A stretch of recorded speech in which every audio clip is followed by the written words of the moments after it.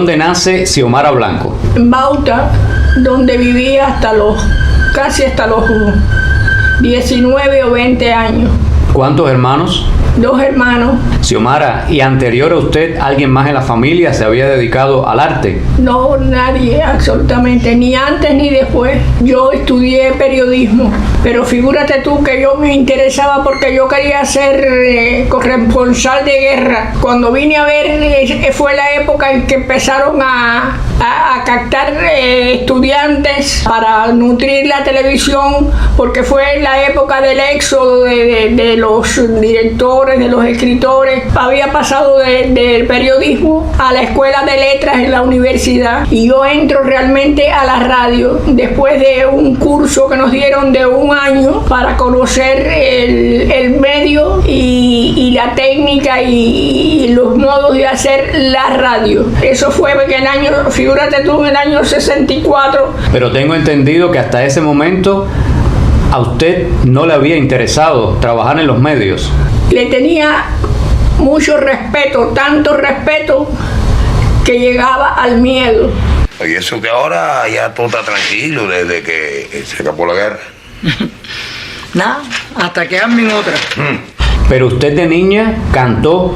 Siempre canté, siempre canté.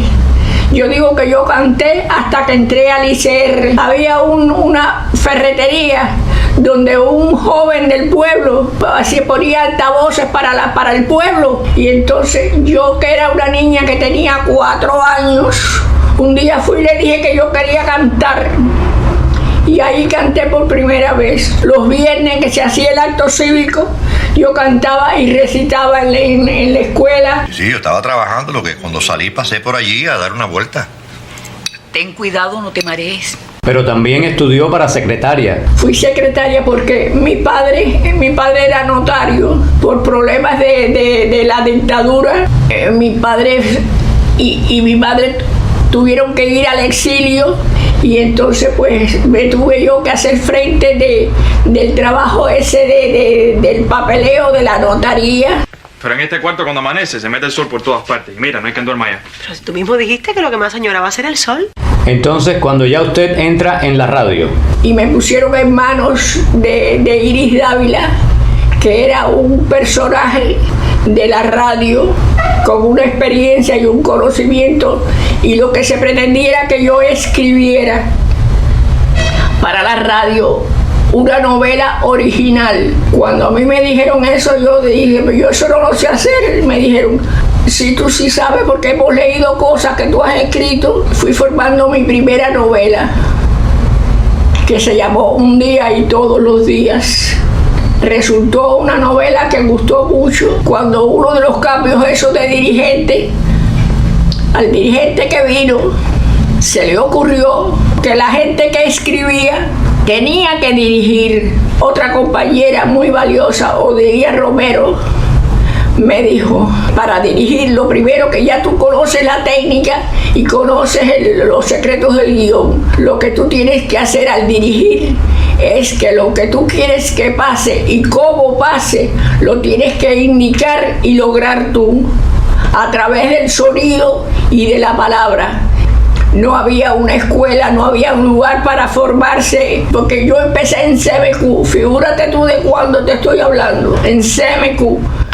La próxima vez que tú te vuelvas a perder de la finca sin avisarme. ¡Ay, mamá, justa ya! ¡Que no resisto esa cantaleta! Yo me vi en el estudio un día dirigiendo a un Enrique Santiesteban y a una Antonia Valdés, que eran íconos, ya eran íconos de la radio y de la televisión y del cine.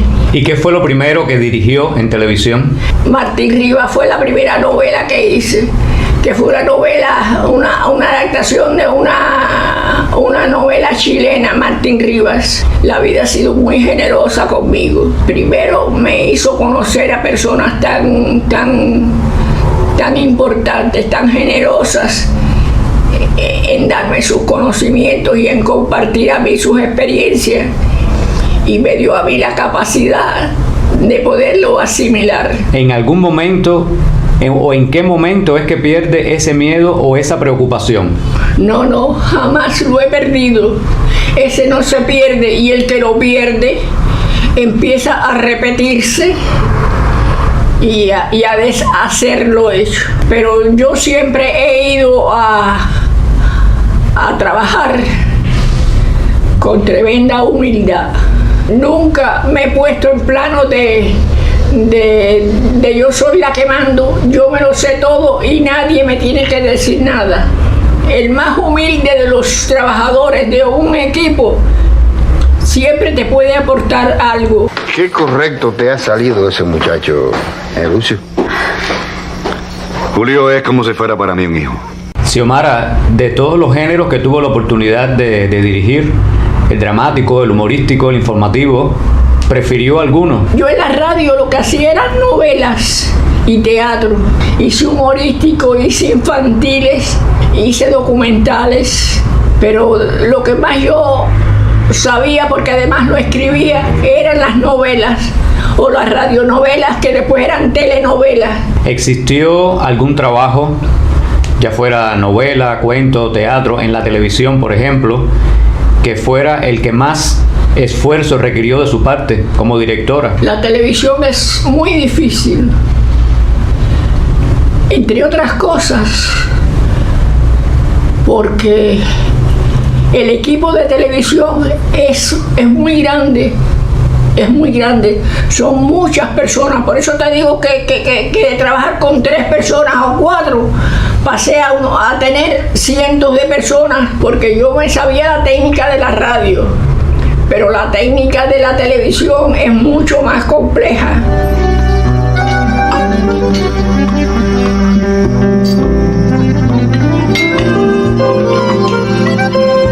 La primera vez que yo hice un programa de televisión, un programa que se llamaba 5:30 en el 6. Después hice una serie de programas como un programa de revista que se llamaba De Todo. Xiomara, ¿y de las novelas que usted dirigió, alguna fue su favorita? Sí, yo tengo una novela favorita, que es de las novelas que yo he hecho, la que más me ha gustado. ¿Cómo quedó? Que es El Naranjo del Patio. Ah, pero ven acá. ¿Tú no tomas agua toda la vida? Sí. ¿Tú no comes toda la vida? Lo que pasa es que ustedes, los jóvenes, piensan que no van a llegar a viejo. ¿Se quedó por el camino algún trabajo que le hubiera gustado realizar?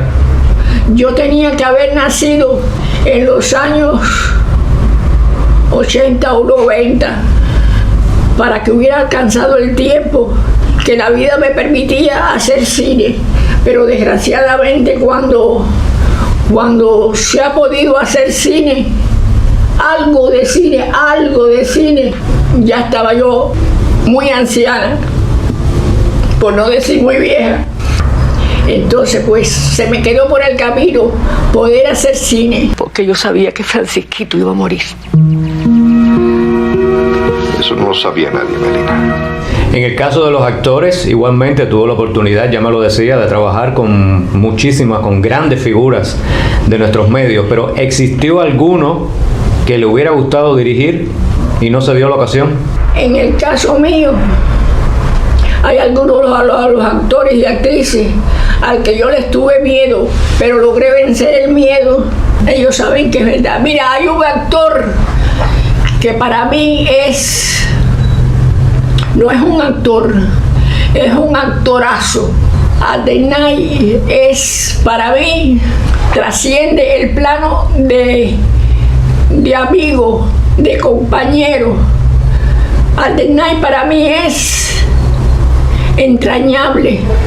El personaje que Addenay se merece en televisión, yo no lo he tenido. Siempre pensé, lo voy a crear, pero la vida no me dio tiempo a hacerlo. Sin embargo, en radio era una constante en mi trabajo. Es el actor que cabe en este personaje, en este y en este y en este. En cualquier personaje Addenay cabía, porque Addenay es un actorazo y una actriz que se me quedó por el camino. y que yo admiro tanto, que una vez le tuve miedo hasta que me di cuenta que el ser humano era superior. Siempre estuve esperando el personaje que podía ser, porque lo que pasa es que yo nunca pensé que yo era la que se iba a quedar por el camino, era yo. ¿Quién fue esa actriz? Verónica Lynn, un actor al que yo le tenía tremendo miedo, era Enrique Molina. Pero Enrique Molina es esa gente que lo mismo te viste un frac que una camiseta y una chancleta. Me gustaría creer que existe algo. Algo. ¿Qué es lo que más ha disfrutado usted hacer siempre en su tiempo libre? Yo soy una devoradora de libros. ¿Algún género en específico? Me disfruto mucho la novela biográfica y me gusta mucho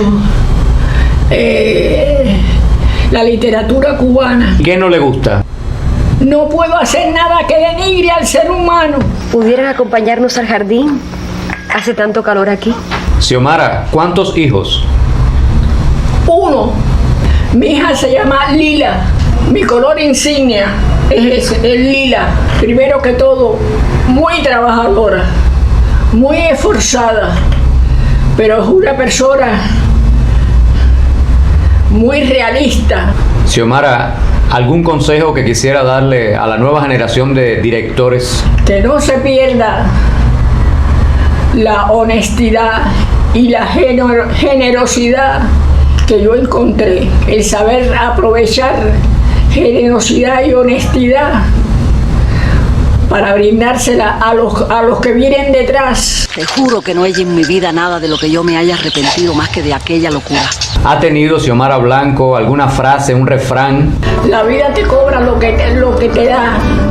Me has dado un soplo de vida. Gracias, Carlos, muchas gracias.